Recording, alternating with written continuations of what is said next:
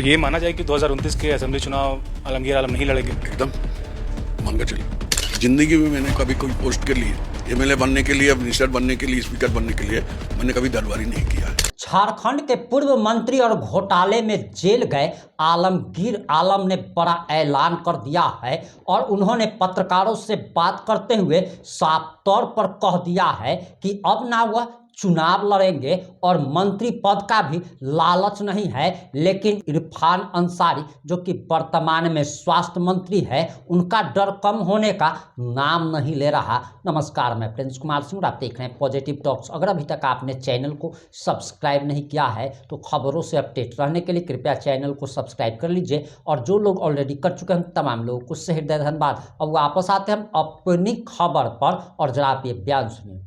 जनता के सामने तो हमेशा रहे, आज भी बैठे हुए हैं जनता के सामने, अपने साथियों के सामने, अपना सहयोगी के साथ बैठे हुए हैं, वो अलग चीज़ है। मतलब ये है कि ये बिल्कुल फिट है। मतलब हम सोशल वर्कर के रूप में काम करते हैं, इसीलिए हमारा पद प्रतिष्ठा का सवाल ही नहीं उठता है। हमारा काम लोगों का बीच में रहना का हमारा जो पहचान है, वही पहचान आज भी है, आगे भी रहेगा। ऐसे नहीं कर सकते। इत्तेफाक से आज की तारीख वही तारीख है 24/10/2024 की तारीख और आज भी 15 मई है। ये पूरा सफर और कैसे देखते हैं आलमगीर साहब? देखिए, इसको क्या माने कि जिस समय हम गए थे उस समय था चुनाव के समय था, पार्लियामेंट चुनाव का, पहले विधानसभा नहीं, लोकसभा चुनाव चल रहा था और उसी दरमियान हम गए और उससे लगातार 2 साल तक जेल के अंदर रहे। तो वहाँ पर जो हमें बोलते हैं, मेरे सहयोगी के साथ, अपने वर्कर के साथ, राजनीति के साथ जो रहे, तो मुझे कुछ समय नहीं मिला था कुछ सोचने के लिए, कुछ चिंतन करने के लिए या कुछ चीज़ों को जानने के लिए।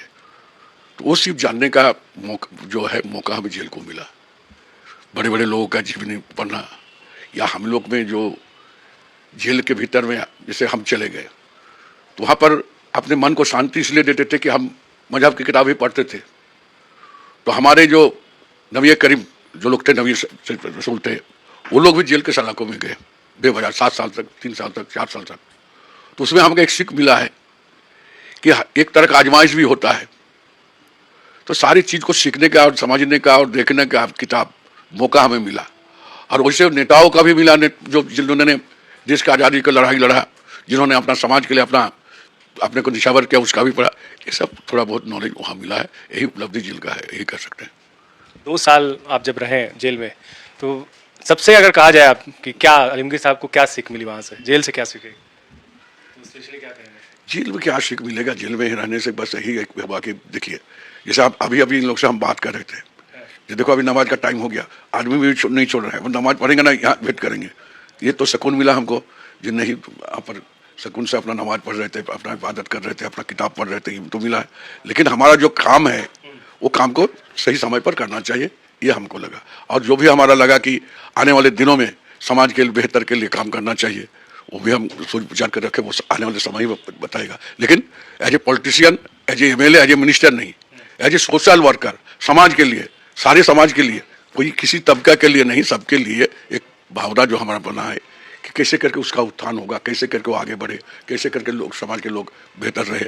एक सोच विचार है वो जो आने वाले समय में परिलक्षित होगा। अभी बोलकर ज़्यादा ही बोलना होगा, अभी बोलना। आप पर जो आरोप लगे वो बेहद गंभीर आरोप और पूरे देश की मीडिया और खास करके जो है अलग अलग तरह से प्रतिक्रियाएं आ रही थी।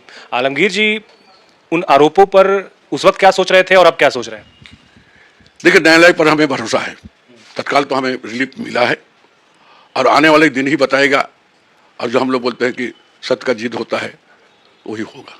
ये कहना गलत नहीं होगा कि आपको फंसाया गया, आप ये कह सकते हैं डंके की चोट पर? देखिए, ये तो आने वाले समय ही बताएगा, ये हम काहे बताएंगे। आपको सोचना होगा। आप पत्रकार हैं, आप एनालिसिस करते हैं, हमारे साथ कौन लोग आते हैं, कौन लोग बैठते हैं, कौन लोग नहीं बैठते हैं, हम किस तरह का मिजाज के लोग हैं, ये तो 5 आदमी घूमने से आपको बोल देगा। अब जब मेरे यहाँ चुनाव होता है तो हमने अपना रिकॉर्ड बनाए थे झारखंड में, जो हम इतना 1000 वोट से जीते हैं, जो मेरा अपना रिकॉर्ड था। लेकिन उससे भी ज्यादा वोटों से हमारा परिवार के, हमारा वाइफ को जिताया, जो कभी भी राजनीतिक में नहीं रहा। तो क्या हमारा पहचान वहां पर था? ये पहचान आपको जानना होगा। बाकी क्या कोर्ट में क्या राय होगा, क्या नहीं होगा, वो तो अलग चीज है। लेकिन यही हम बोलेंगे कि सत्य का जय होता है और जीत वही होगा, लेकिन अभी कहना जल्दीबाजी होगा। मैं आपका सर एक दो इंटरव्यू देखा हूँ, आप एक अल्फाज आपने जिसका जिक्र किया है, आपने कहा कि इन 2 सालों में पता चल गया कि अपना कौन है पराया कौन है। हाँ, निश्चित तौर पर ये समय में तो पता ही चलता है। जो ये चीज है कि किसी ने कहा है कि समय का जब बुरा दिन आता है तभी हमको पता चलता है जो कौन अपना है कौन पराया है, तो वो भी हमको वहां से सीख मिला है।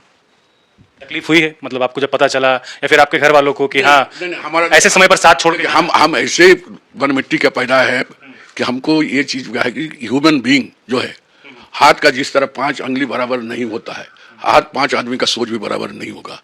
कोई खिलाफत करेगा, कोई आपको जो है भाईचारा का दिखाएगा जिन्हें आपके साथ हम है, तो इससे हमको कोई लेना देना होता। वो उसका नजर से गिरा, ऊपर का नजर से गिरा, इससे हमको कोई उसका तकलीफ नहीं है या टीस भी नहीं है, या ये भी नहीं है जो कभी उससे हम चलो मौका आएगा तो तुमको हम ऐसा करेंगे, ये भी हमारा नहीं है और ये भी सिखाता नहीं है हमको। जिस हम आप बड़ा दिल रख रहे हैं। बड़ा दिल नहीं, ये हमारा या बचपन का वही है। आप हमारा क्षेत्र में जाइए ना, एक उदाहरण देते हैं कि एक आदमी वोट के पहले से ही मेरे साथ जुड़ गया, सारा काम किए, चुनाव चलने लगा, चले गए दूसरे पार्टी के साथ, हो गया। उसके बाद कोविड महामारी शुरू हो गया, रात को डरते हुए वो हमको फोन करता है कि मेरा ऐसा ऐसा हो गया, मेरा उसका रिश्तेदार का, तो कोई हमको एडमिट नहीं करता, ना हमको रिफर करता है। तो हम लोग रुको, अब नाम लेकर आधा घंटा में बात किए, और बात करने के बाद उसको हम डॉक्टर को जो वहाँ पर सीएस था उससे बात किए, तो बोले सर मेरे यहाँ लाइक नहीं है, यहाँ हमारे पास उतना नहीं है, आप हमको रिफर करना पड़ेगा ये धनबाद। हम बोला अभी धनबाद उसको रिफर करो। हम जेल भी चले गए, उसके बाद बोले कि अभी जेल चले गए थे, सुनते हैं अभी हमारा बेटा बोलता है जो आज तक हमारा साथ है वो। तो ये नेचर मेरा रहा, तो ये नहीं सोचे कि वो ना हमारे साथ गद्दारी किया है तो आगे उसको कहे हम मदद करेंगे, हम तो मदद उसको किए। आज वो जो है पूरा तन मन के साथ हमारे साथ। वैसे लोगों को आलमगीर साहब पहचान गए हैं, सचेत हो गए हैं। सचेत का नहीं कोई बात नहीं, क्या दूरिया तो नहीं रहेगा, बातचीत में हमारा कोई कमी नहीं रहेगा, लेकिन यही बोला कि नहीं इससे हमको इतना ही बात करना है, इससे ज्यादा बात करने से हमको शायद मैंने जो नुकसान हो सकता है, उतना ही बात तुलकर ही बात करना पड़ेगा। अच्छा ये बताइए, जेल में 2 साल बीता आपका, घर वालों को कितना मिस किए, सबसे ज्यादा क्या याद करते थे आप? घर वाला से मिस क्या करेंगे, हम लोग का पास पीएनटी था, दिन में 2-3 बार फोन कर ही लेते थे, और यहाँ तो नया मैनुअल के तहत हर हफ्ता 3 बार, तो हम तो 2 बार ही कर दिए थे। जो 2 बार ही तुम लोग आओ, एक बार बाहर का लोग आएगा, तो यहाँ से घर का अनुभव तो करते थे, लेकिन तन्हाई था। रात को जब सोते थे तब लगता था कि मेरे पास कोई है नहीं, लेकिन उतना मैंने बुरा दिन भी नहीं बोलेंगे जो बहुत हमारा बुरा दिन कटा, ये कटा, वैसा नहीं, परिवार का साथ रहा हमेशा।